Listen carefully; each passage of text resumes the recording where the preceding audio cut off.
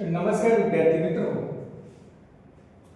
आज आपण BA द्वितीय वर्ष चतुर्थ सत्रामध्ये भूगोल विषयाचा असणारा आपला पेपर हवामानशास्त्र भाग 2 या ठिकाणी बघत आहोत। मित्र हो, या हवामानशास्त्र भाग 2 या बघत असताना आपण त्यातील आर्द्रता हे प्रकरण पाहण्याचा प्रयत्न करतोय आणि आर्द्रता प्रकरण पाहत असताना मागील तासामध्ये आपण आर्द्रतेच्या संदर्भानंच या ठिकाणी बाष्पीभवन म्हणजे काय किंवा बाष्पीभवनाची असणारी संकल्पना हे आपण मागील तासामध्ये या ठिकाणी समजून घेत होतो।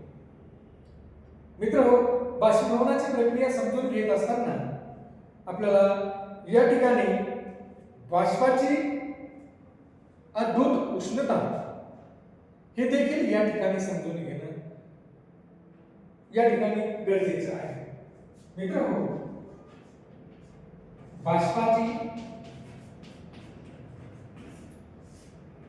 अनंतभूत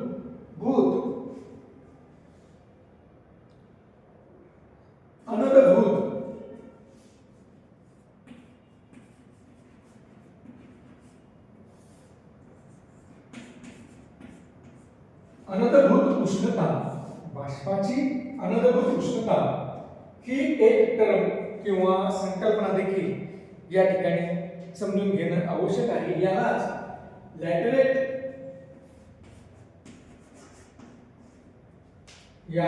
आपण या ठिकाणी लॅटेंट हीट असं म्हणतो। मित्र हो, अनंतभूत उष्णता, बाष्पाची अनंतभूत उष्णता म्हणजे काय हे या ठिकाणी आपल्याला समजून घ्यायचं आहे।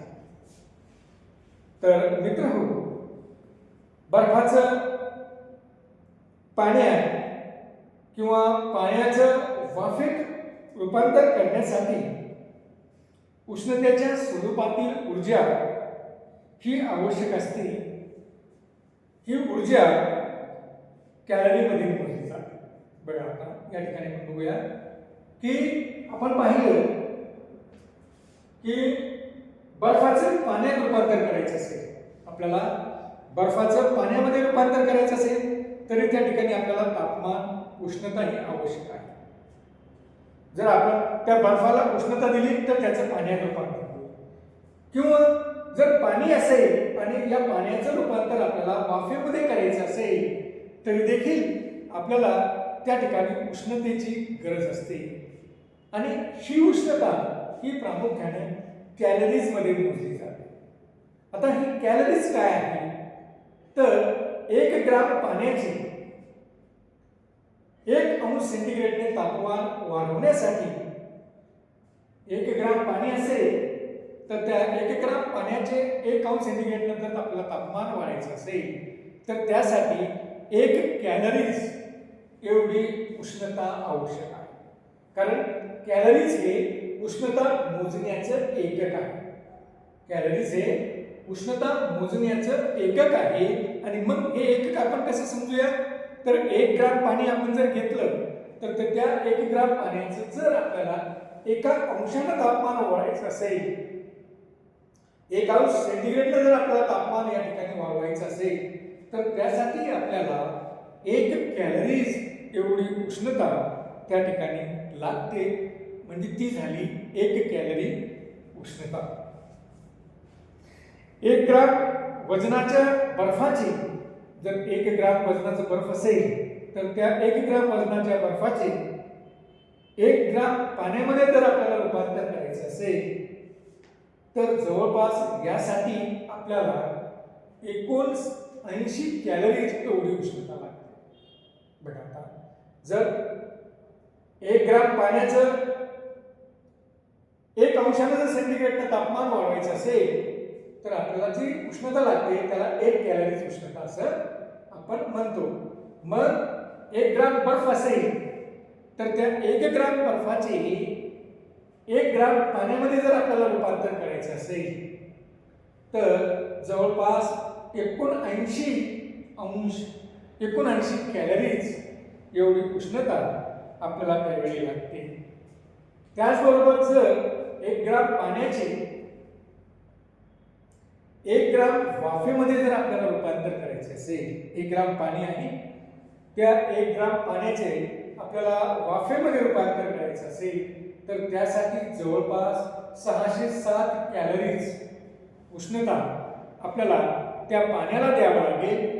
त्याच वेळेस 1 ग्राम पाण्याचे 1 ग्राम वाफेमध्ये रूपांतर झालेलं आपल्याला दिसून येईल. म्हणजे ही जी कॅलरी उष्णता आहे, ही कॅलरी उष्णता ही उष्णता मोजण्याचं एकक म्हणून या ठिकाणी आपण वापरतो. आणि ते एकक आपण कशावर ठरवलेलं आहे तर 1 ग्राम पाण्याचं 1 ग्राम वाफेमध्ये 1 अंशाने जर तापमान आपल्याला वाढवायचं असेल, 1 ग्राम पाण्याचं 1 अंश सेंटीग्रेडनं जर आपल्याला तापमान वाढवायचं असेल तर ते 1 कॅलरीज एवढं तापमान आपल्याला ते पकडावं लागेल. त्याला आपण 1 कॅलरीज असं म्हणतो. आणि मग जर आपण बघितलं तर 1 ग्राम बर्फाचे 1 ग्राम पाण्यामध्ये जर रूपांतर करायचं असेल तर जवळपास 79 कॅलरीज उष्णता आपल्याला त्या ठिकाणी द्यावी लागेल किंवा ती 79 कॅलरीज उष्णता त्या ठिकाणी खर्ची पडेल. तसंच जर 1 ग्राम पाण्याचं वाफेत जर रूपांतर आपल्याला करायचं असेल, 1 ग्राम पाण्याचं आपल्याला बाष्पात रूपांतर करण्यासाठी जी काही उष्णता या ठिकाणी आपल्याला लागेल ती उष्णता जवळपास 607 कॅलरीज एवढी उष्णता 607 कॅलरीज एवढी उष्णता या ठिकाणी आपल्याला द्यावी लागेल. 1 ग्राम पाण्याचे 1 ग्राम बाष्पात रूपांतर करण्यासाठी जितकी उष्णता लागते बघा, 1 ग्राम पाण्याचे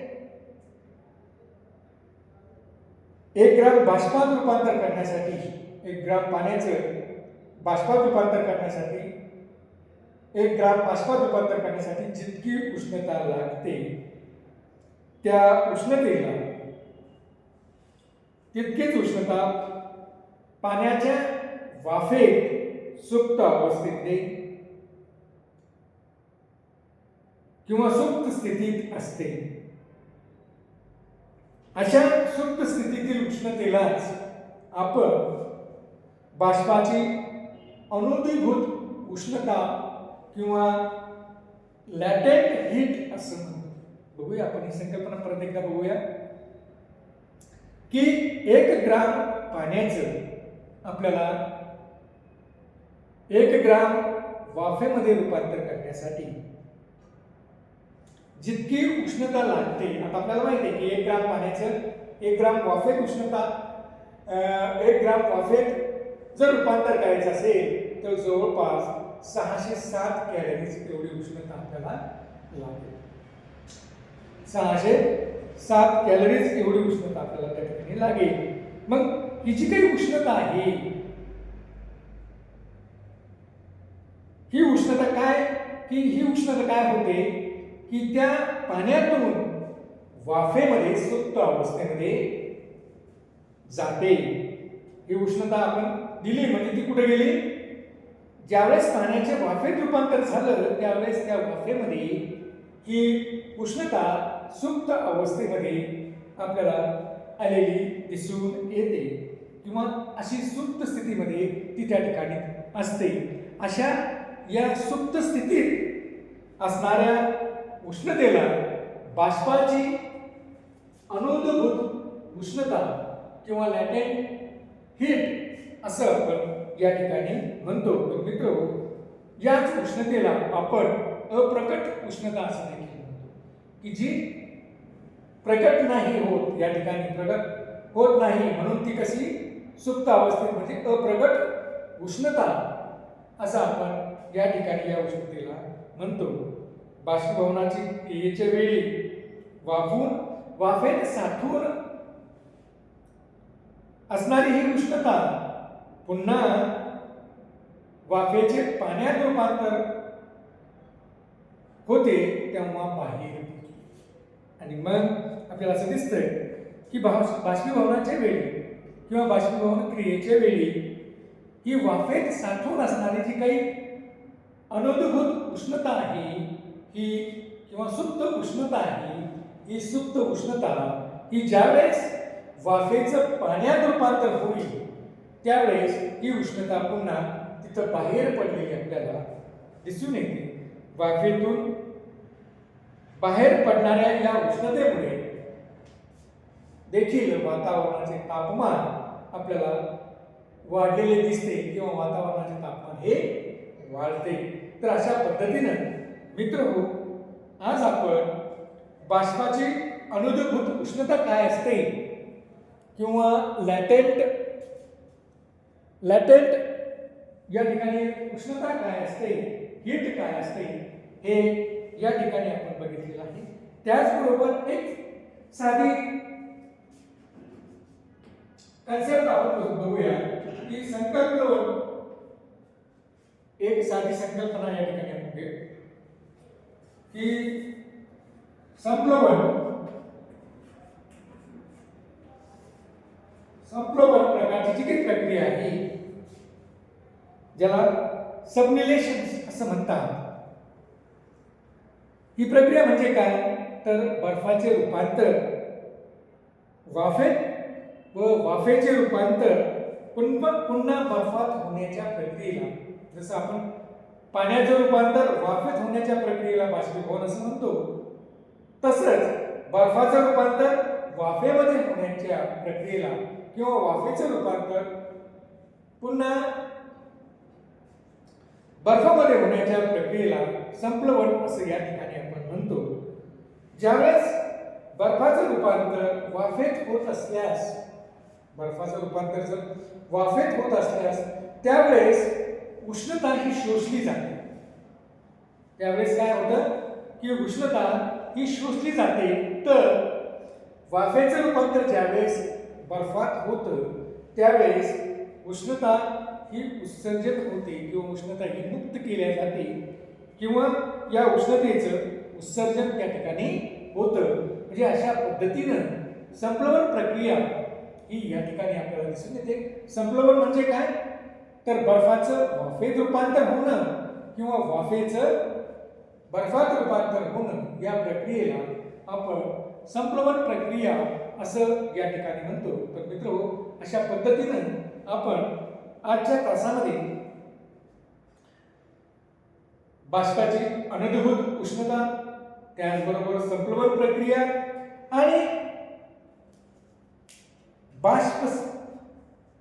बाष्पाच्या संदर्भामध्ये असणाऱ्या या दोन संकल्पना प्रामुख्याने या ठिकाणी आपण बघण्याचा प्रयत्न केलेला आहे.